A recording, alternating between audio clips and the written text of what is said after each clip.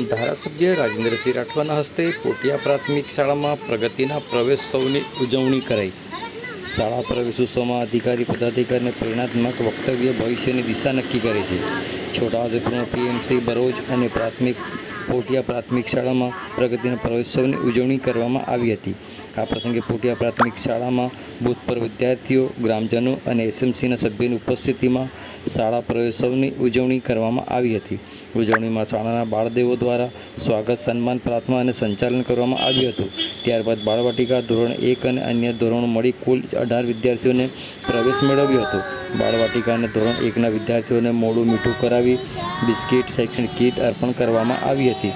બાળકોના સુખી જીવન નિર્માણના માતા પિતાની મુખ્ય ભૂમિકા રહેલી છે તેવી વાત શાળાના આચાર્ય મુકેશભાઈ ઉપાધ્યાયે કરી હતી।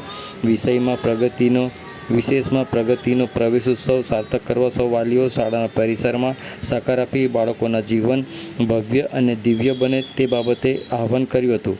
કાર્યક્રમમાં રેમનભાઈ, રમેશભાઈ, સુમિત્રાબેન, કનિષાબેન, ગોવિંદભાઈ, જમકુબેન સાથે માતાઓ, વાલીઓ ઉપસ્થિત રહ્યા હતા। બરોજ પીએમસી શાળા ખાતે માનનીય ધારાસભ્ય રાજેન્દ્રસિંહ રાઠવાના અધ્યક્ષસ્થાને કાર્યક્રમ યોજાયો હતો। સદર કાર્યક્રમમાં સ્વાગત સન્માન વિશેષ રૂપે કરી આમંત્રિત સૌ સભ્યોના પુષ્પગુચ્છ અને પુસ્તક આપી અભિવાદન કર્યું હતું। માનનીય ધારાસભ્ય દ્વારા બાળકોને પ્રવેશ આપી ખૂબ જ હૃદયસ્પર્શી પ્રાસંગિક પ્રવચન કર્યું હતું। શિક્ષણ અને સાહિત્યની પરિભાષામાં તેમણે શિક્ષણને સર્વાંગી વિકાસના પાયા સ્વરૂપ ગણાવ્યું હતું। ખૂબ જ ઉચ્ચ વિચારો સાથે સમાજને સશક્ત થવા આહ્વાન કર્યું હતું। તેમણે જણાવ્યું હતું કે શિક્ષકોનો સમાજ આદર કરે, તેમની સમસ્યાઓ જાણે અને તેને હલ કરવાના પ્રયત્ન પણ જરૂર કરે। આપણે સૌ ક્યાં સુધી પ્રશ્નો કરીશું? પ્રશ્ન કરવાવાળા કરતાં પ્રશ્ન મુક્ત જીવન જીવનારા બનીએ। અત્યંત ભાવુક વાતાવરણ વચ્ચે તેમણે પીડા અને પડકારો સામે સમજપૂર્વક ક્ષમતા કેળવવાની વાત પર ભાર મૂક્યો હતો।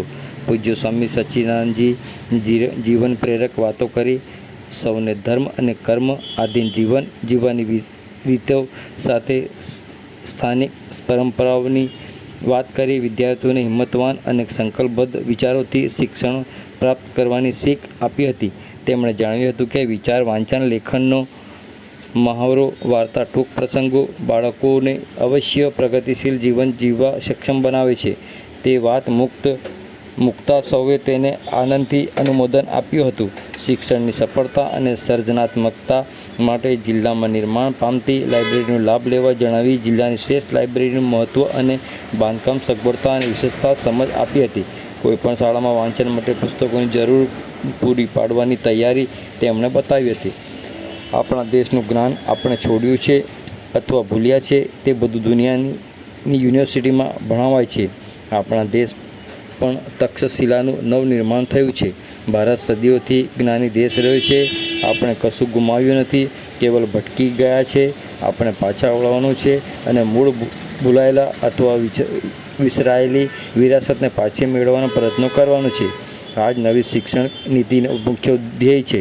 માનનીય ધારાસભ્યશ્રી દ્વારા પ્રેરક ઉદ્બોધનથી સૌ મંત્રમુગ્ધ બની તાળીઓથી તેમને વધાવ્યું હતું।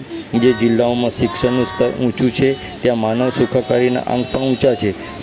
સમય પસાર થઈ રહ્યો છે ત્યારે વિકસિત ભારતના પાયામાં સૌ સમાજને સમાજ સેવા અને સમર્પણતા, શાંતતા, નિષ્ઠાપૂર્વક જતન કરવાની વાત પર ભાર મૂક્યો હતો। તેમના વક્તવ્યમાં શબ્દે જાણે શક્તિનું વાવેતર થયું હતું। તેમની વાણીમાં ધીરજ અને સમાજ વિકાસની દૂરંદેશી સહજ રીતે સ્પષ્ટ થતી હતી। સાચે જ માનવીય મૂલ્ય સમાજ આજના વક્તવ્યમાં સૌ મશગુલ બની ગયા હતા। વાલી વિદ્યાર્થીઓને શાળા પરિવાર સાથે સમૂહ ભોજન લઈને કાર્યક્રમ સંપન્ન કરવામાં આવ્યો હતો। આ પ્રસંગે ધારાસભ્ય સાથે CRC Vinodbhai, BRC Hiteshbhai, TPO Shri Jigneshbhai, આગેવાન ગૌતમભાઈ, ટુલિયાભાઈ, વિનુભાઈ, સંચાલક મંડળના પ્રતિનિધિ આચાર્ય રમણભાઈ, આચાર્ય રણજીતભાઈ સાથે શાળા પરિવાર અને ભૂલકાઓ કાર્યક્રમનો આનંદ માણ્યો હતો।